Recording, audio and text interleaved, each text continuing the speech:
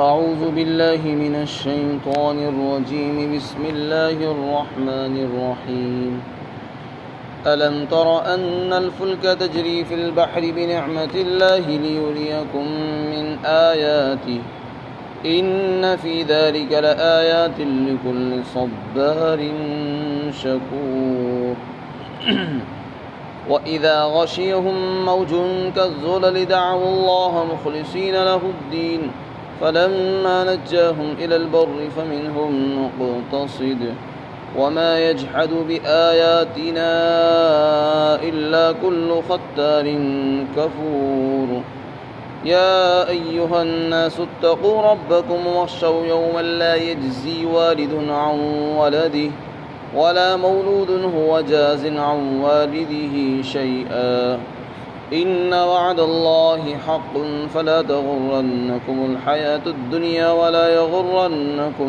بالله الغرور۔ اے مخاطب، کیا تمہیں معلوم نہیں ہے کہ اللہ تعالی کشتیاں سمندر کے اندر اللہ کے فضل اور انعام سے چلتی ہیں تاکہ وہ تم کو اپنی کچھ نشانیاں دکھائے۔ یقیناً اس میں نشانیاں ہیں ہر صبر کرنے والے اور شکر کرنے والے بندے کے لیے۔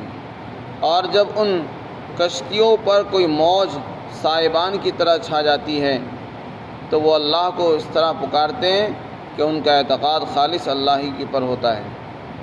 پھر جب اللہ ان کو بچا لیتا ہے اور خشکی پر لے آتا ہے تو پھر ان میں سے کچھ لوگ تو راہ راست پر اعتدال والی راہ پر چلتے ہیں اور اکثر لوگ شرک میں لگ جاتے ہیں۔ اور ہماری آیتوں کا انکار تو بس وہی کرتا ہے جو بڑا بدعہد عہد کا جھوٹا ہے اور ناشکرا ہے۔ اے لوگو، اپنے پروردگار کی ناراضگی سے بچو اور اس دن سے ڈرو جس دن کوئی والد اپنے لڑکے کو کوئی بدلہ نہیں، اپنے لڑکے کی طرف سے کوئی جزا اور بدلہ نہیں دے گا، اور نہ ہی کوئی لڑکا اپنے والد کی طرف سے کچھ بدلہ دینے والا ہوگا۔ یقیناً اللہ کا وعدہ حق ہے اور دنیا والی زندگی تم کو دھوکے میں نہ ڈال دے، اور اسی طرح تم کو دھوکے میں ہرگز نہ ڈالے اللہ کے معاملے سے وہ شخص جو بہت بڑا دھوکے باز ہے۔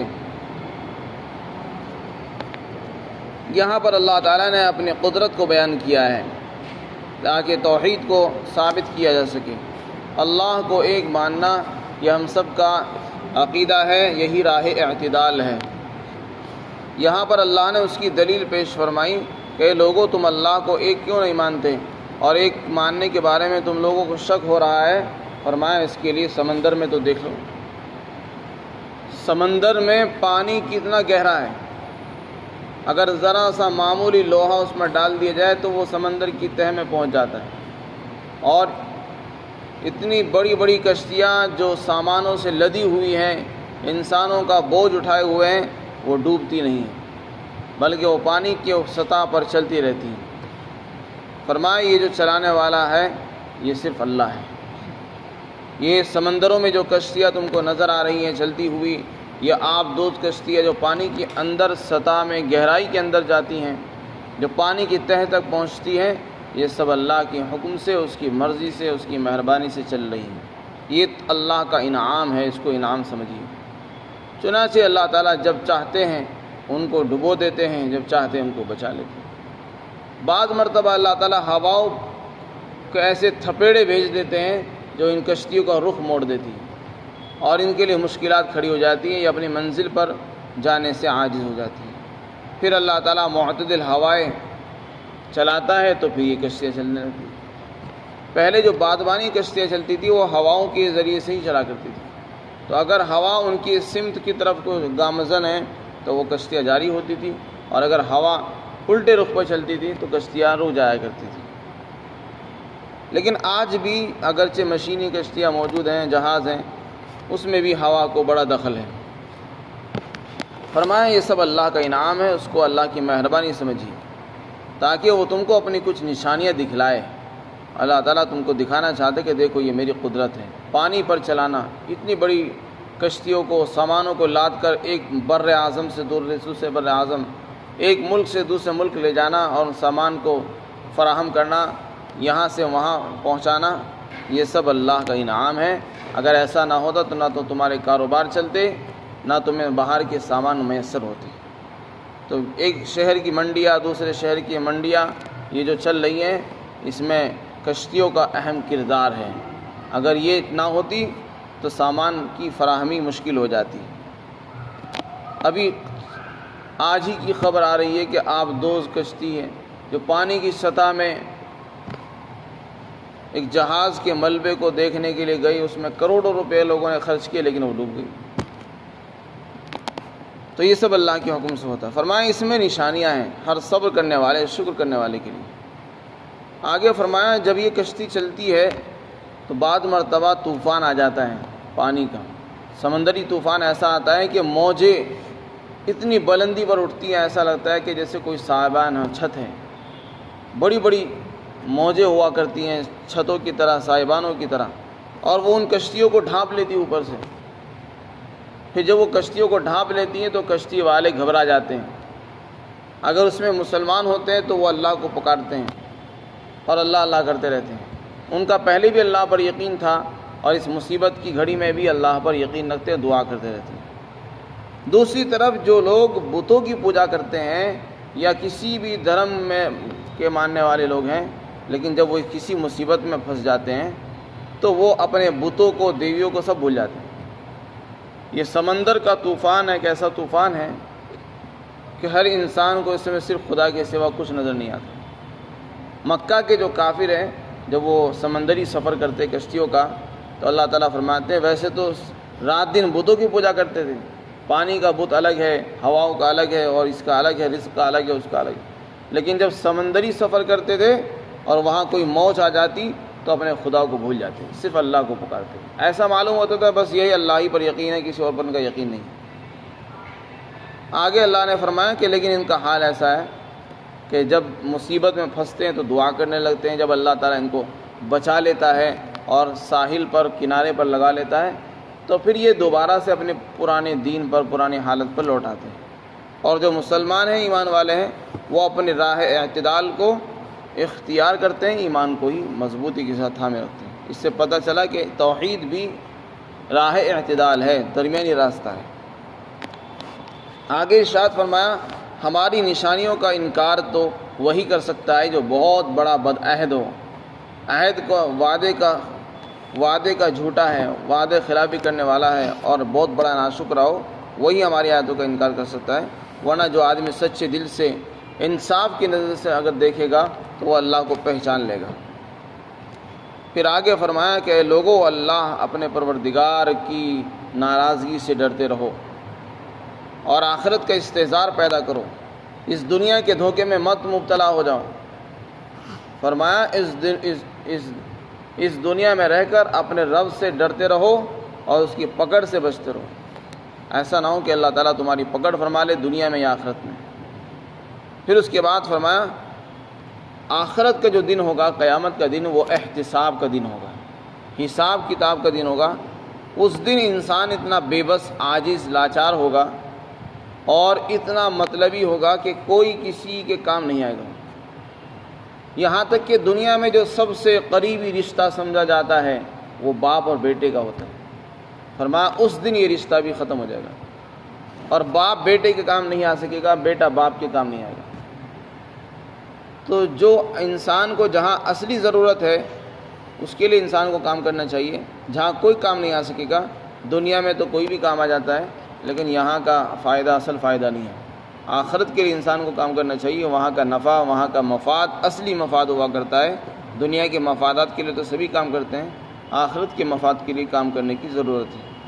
فرمایا اگر باپ کو ضرورت ہوگی نیکیوں کی، بیٹا نہیں دے سکے گا، اور اگر باپ عذاب کے اندر یہ سزا میں مبتلا ہو جائے گا تو بیٹا کبھی اس کے لیے تیار نہیں ہوگا کہ میرے باپ کے بجائے سزا مجھ کو دے دی جائے، یا بیٹے کو سزا مل رہی ہو اور باپ یہ کہہ دے کہ نہیں اس کے بدلے میں سزا مجھ کو مل جائے، ایسا کوئی کہنے کو تیار نہیں ہوگا۔ تو فرمایا جب وہاں اتنا نفسا نفسی کا عالم ہوگا تو پھر انسان کو وہاں کے لیے فکر مند ہونا چاہیے، وہاں کی تیاری کرنی چاہیے، اس کے لیے انتظامات ہونے چاہیے۔ اس کے لیے انتظامات یہی کہ ایمان لائے، نیک اعمال کرے اور اپنے آخرت کے لیے کام کرے، اللہ کے لیے کام کرے۔ اگر ایمان نہیں ہے تو ایمان قبول کرے، اور اگر ایمان ہے تو پھر اللہ کے لیے کام کرنے کی کوشش کرے۔ فرمائے اللہ کا وعدہ ہے، برحق ہے۔ اس کے بعد فرمایا کہ جو ہم لوگ بتا رہے ہیں قرآن کریم میں، حدیثوں میں، انبیاء کرام کے ذریعے سے جو بار بار کہا جا رہا ہے کہ دیکھو قیامت آئے گی، پھر حساب کا دن آئے گا، جنت ہوگی، جہنم ہوگی، یہ کوئی ہلکی چیزیں نہ، ان کو ہلکی چیزیں مت سمجھو، یہ حقیقت ہے، ہونے والی ہے۔ اس کو کوئی خواب سمجھ کر چھوڑ دینا یہ بہت بڑی بے وقوفی، غفلت ہوگی۔ فرمایا اس کو ہلکے میں لینا نقصان دہ ہو سکتا ہے، اس کو دل پر لو، سنجیدگی کے ساتھ اس کو سوچئے کہ ایسا ہونے والا ہے، احتساب کا دن آئے گا جس دن حساب کتاب ہونا ہے ہر چیز کا۔ فرمایا یہ اللہ کا وعدہ ہے، اور اللہ جو وعدہ کرتا ہے وہ کبھی جھوٹا نہیں ہوا کرتا۔ دنیا والے وعدہ کریں گے جھوٹا ہو سکتا ہے، لیکن اللہ کا وعدہ جھوٹا نہیں ہوا۔ اس کے بعد فرمایا کہ دیکھو دنیا میں تمہارے ساتھ دو دشمن لگے ہوئے ہیں، ایک نفس ہے انسان کا اور ایک اس کے ساتھ شیطان ہے۔ یہ دونوں دھوکے باز ہیں، یہ دونوں انسان کو گمراہ کرنے میں، فریب دینے میں مبتلا ہیں، لگے ہوئے ہیں۔ ہر ایک انسان سے دھوکہ، جھوٹے وعدے کرتا رہتا ہے۔ اگر نماز کا وقت آتا تو اس سے کہتا ہے کہ ابھی آرام کر لے، ابھی تو بہت وقت ہے، بعد میں پڑھ لینا، ابھی آرام کر لے۔ اس طریقے سے اس کو تسلی دیتے رہتے ہیں۔ جوانی میں انسان عبادت کرنا چاہتا ہے، جہاد میں جاتا ہے، حج کرنا چاہتا ہے تو اس کو تسلی دیتے رہتے ہیں کہ نہیں ابھی تو جوانی ہے، ابھی تو مزے کرنے کا دن ہے، خوشی کے دن ہے، ابھی تو عیش کرنے کے دن ہے، عبادت کے لیے تو پوری زندگی پڑی ہے۔ تو اس طریقے سے یہ وعدے کرتے تھے، حالانکہ زندگی کا کسی کو کوئی بھروسہ نہیں۔ تو جو لوگ اس کے کہنے میں آ جاتے ہیں وہ دھوکہ کھا جاتے ہیں۔ اس لیے فرمایا شیطان اور نفس کے دھوکے میں مت آؤ۔ جب جوانی میں اللہ توفیق دے فوراً عبادت کرو، اگر حج کی توفیق ہو جائے تو حج کر لو، یہ سوچ کر کہ ابھی تو بڑی زندگی ہے، بعد میں کر لیں گے۔ نفس کی بات ماننا، اس میں انسان مبتلا ہو جائے گا دھوکے میں۔ فرمایا تم کو دنیا والی زندگی دھوکے میں مت ڈال دے۔ کیا مطلب؟ یہ جو دنیا کی زندگی ہے اور یہاں کی مشغولیاں، یہاں کے عہدے منصب، یہاں کا مال دولت، یہاں کے گھر جائیداد، یہاں کے کام کاج، بعض مرتبہ انسان کو سب کچھ پتہ ہوتا ہے، نماز حق ہے، نماز میں فائدہ ہے، نماز پڑھنے سے نہ پڑھنے سے نقصان ہوگا، سب کچھ معلوم ہے، لیکن اپنے کاروباری مشغولیات اور اپنے عہدے اور منصب کے جانے کے خطرے کی وجہ سے نماز کو چھوڑ دیتا ہے کہ کہیں میرا عہدہ نہ چلا جائے، میری کرسی نہ چھن جائے، نماز چھوڑ بیٹھے گا، اللہ کا حکم چھوڑ دے گا لوگوں کو خوش کرنے کے لیے اور اپنی دنیا کو باقی رکھنے کے لیے، حالانکہ اسے پتہ نہیں کہ اللہ کو راضی کرنے سے دنیا باقی رہتی ہے، اللہ کو ناراض کر کے کسی کی دنیا نہ رہی ہے نہ رہتی ہے۔ فرمایا یہ دھوکہ ہے دنیا کی زندگی، اس کے چکر میں آ کر اللہ کو ناراض مت کرو، دنیا والی زندگی تم کو ہرگز دھوکے میں نہ ڈال دے۔ یعنی اس خیال میں مبتلا مت ہونا کہ اگر نماز نہیں پڑھی تو کوئی بات نہیں، بعد میں پڑھ لیں گے۔ اور کام نہیں چھوڑنا چاہیے، کاروبار نہ چھوٹے، دکان نہ چھوٹے، عہدہ منصب نہ چھوٹنا چاہیے، نوکری نہ ختم ہو۔ فرمایا یہ سب دھوکہ ہے۔ جس ذات نے تمہیں نوکری دی ہے، کاروبار دیا ہے، مال دیا ہے، دولت دی، عزت دی ہے، وہ ان چیزوں کو چھیننے پر بھی قادر ہے۔ جس نے تمہیں بغیر نماز کی یہ ساری چیزیں دے دی، جب آپ اللہ کا حکم پورا کریں گے تو انشاءاللہ اس سے بہتر عزت والی روزی اللہ تعالیٰ عنایت فرمائے گا۔ لیکن شرط یہ کہ انسان کو اللہ پر یقین ہونا چاہیے، تو اللہ تعالیٰ ایسی ہی چیزیں عطا فرما دیتے ہیں۔ اسی طرح کیا ہوتا ہے، غرور کے معنی دھوکے باز، یعنی شیطان۔ نفس اور شیطان کو غرور کہتے ہیں، یہ انسان کو دھوکہ دیتے رہتے ہیں۔ فرمایا اللہ کے بارے میں کبھی بھی دھوکہ دیں، ان کی بات نہ مانیں، ان کی بات ماننے سے انسان خطرے میں جاتا ہے۔ یہ دھوکہ دیتے رہتے ہیں کہ ابھی جوانی ہے، ابھی تو بہت وقت پڑا ہے، بعد میں کر لینا، ابھی تو تمہیں فلاں کام ہے لہذا صدقہ مت کرو، زکوٰۃ نہ نکالو، ابھی تمہیں فلاں کام بھی ہے، ابھی اس کو بھی کر دینا ہے، اب یہاں بھی جانا ہے، کاروبار بھی کرنا ہے۔ اس طریقے سے بہانے بنا کر تمہارے دلوں میں خیالات ڈالتے ہیں اور انسان نیک عمل سے رک جاتا ہے۔ فرمایا یہ لوگ نفس اور شیطان تم کو دھوکے میں نہ ڈالنے پائیں، ان کے دھوکے میں ہرگز نہ آنا، بلکہ جب نیکی کا تقاضا پیدا ہو فوراً نیک عمل کر گزرو۔ معلوم نہیں بعد میں زندگی ملے نہ ملے، موقع ملے نہ ملے، دولت ملے یا نہ ملے، اس لیے اس کو غنیمت سمجھو۔ حدیث شریف میں آتا ہے کہ 5 چیزوں کو 5 چیزوں سے پہلے غنیمت سمجھنا چاہیے۔ مالداری کو غربت سے پہلے غنیمت سمجھے۔ اللہ نے آج مال دیا ہے، ضروری نہیں بڑھاپے میں بھی مال ہوگا، اگر آج مال ہے تو اس کو خرچ کرو۔ اسی طرح اللہ نے ابھی جوانی دی ہے، جوانی میں جو انسان عبادت کر لیتا ہے وہ بڑھاپے میں مشکل ہوتی ہے، اس لیے فرمایا جوانی کی عبادت کو غنیمت سمجھو۔ بڑھاپے میں یہ سوچ کر کے بڑھاپے میں خوب اللہ کی عبادت کریں گے، مشکل ہے۔ بڑھاپے میں تو اس لیے انسان کے لیے چلنا مشکل ہوتا ہے، جھکنا مشکل ہو جاتا ہے، وہ عبادت کہاں کرے گا؟ اس لیے جوانی کو بڑھاپے سے پہلے، زندگی کو موت سے پہلے، مالداری کو فقر و فاقے سے پہلے، صحت اور تندرستی کے زمانے کو بیماری سے پہلے غنیمت سمجھو اور اس کو اپنے کام میں لگاؤ، دین کے کام میں لگاؤ۔ آگے فرمایا تم کو دھوکے میں نہ ڈال دے اللہ کے معاملے میں، اللہ کے بارے میں دھوکے باز، بلکہ اللہ کے حکموں کو پورا کرتے رہنا چاہیے، ورنہ یہ انسان کے دشمن ہیں جو انسان کو جنت سے ہٹا کر جہنم کی طرف کو لے جانا چاہتے ہیں۔ اللہ تعالی ہم سب کو ان کے دھوکے سے حفاظت